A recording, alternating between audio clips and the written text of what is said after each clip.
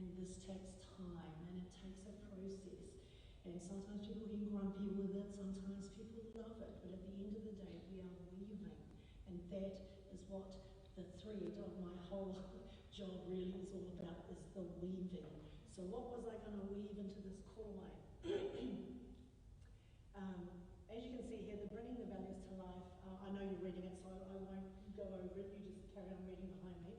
And the way to bring these values to life was through the data, as I've been talking about, through the 3 strands.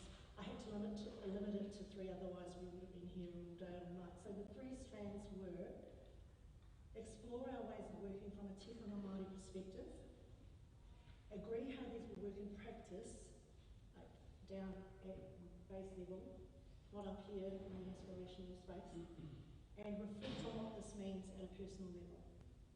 So rānanga weaving together, as I said, evokes all these feelings. You know, some get a bit annoyed, some are really cool with it, some are a bit nervous about it. So that's where we started, with a whole bunch of people that were feeling all those emotions.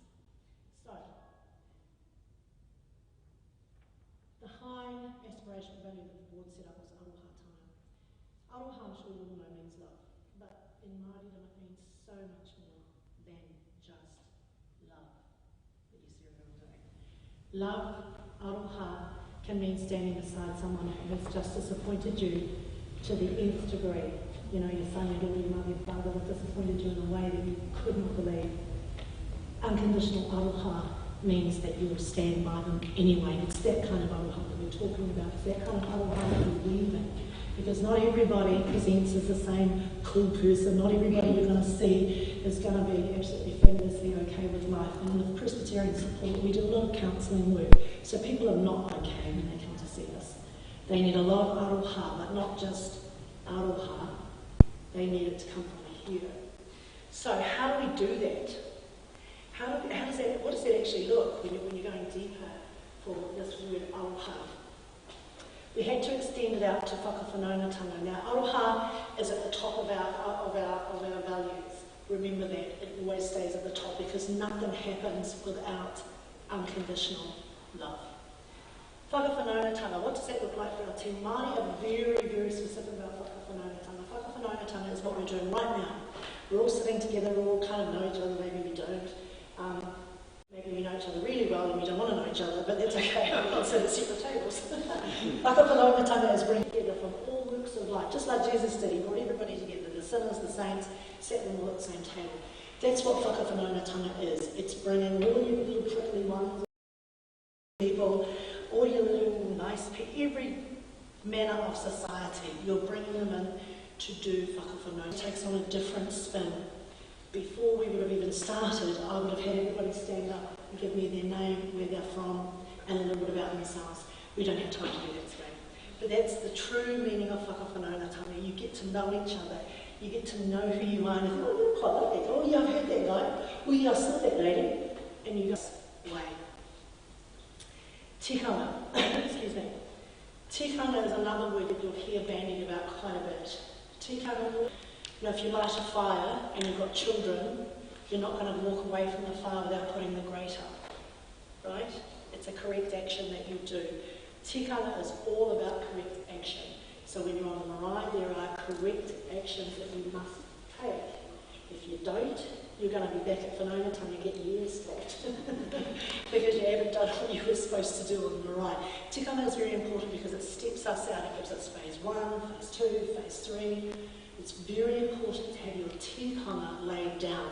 So laying down your mission statement, laying down your value statement, that's your tikanga. It's very important that our social workers and our psychologists and our community workers, our kaiawhina they all bring their own tikanga. And sometimes that's where we'll get a little bit, all these people are bringing in their tikanga, but it doesn't match ours. Right? That's where rāranga comes in. That's where the weaving, the relationship making, everything you've based your relationship on comes into play. Is when you do your rāranga around tikanga, because our tikanga, our codes of practice are not always going to be the same. We're all trying to get to the same direction, we're all trying to get to the same place for your fellow citizens, your global citizens. Okay, The next thing was kaitiakitanga. This is very important. You've heard a lot about this already, to do with freshwater rights. Kaitiakitanga, in New Zealand go on about it all the time. Kaitiakitanga, it's the guardianship, not the ownership, but the guardianship. So we're only here on this earth for a short time. We only have our job as CEs or GMs or whatever we are for a short time. We guard those positions. We look after those positions. We can't have it. You know, when I meet all my KPIs, you're not going to share in it. That's not what kaitianga is all about. It's all about the ability to lead and to protect, to guard, to make sure that what you're doing is going to be beneficial to everyone that comes through your door. Because you're guarding something. Whatever it is, you're protecting it, whatever you do. It's your value. This is what you give to the rest of the country or community that you live in. So kaitiakitanga is very important. So it also blows out to the clean, green feeling we'd love to have about our country. Not quite there yet. So kaitiakitanga plays a lot of space. And you're going to hear a lot more about it as we move into keeping our place a little bit greener and cleaner.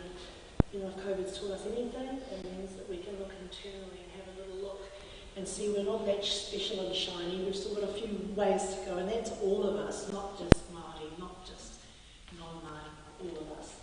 So kaitiakitanga, again, is a very powerful word that when you're talking about it, remember, it's your job, the job that you're doing, you're the caretaker of.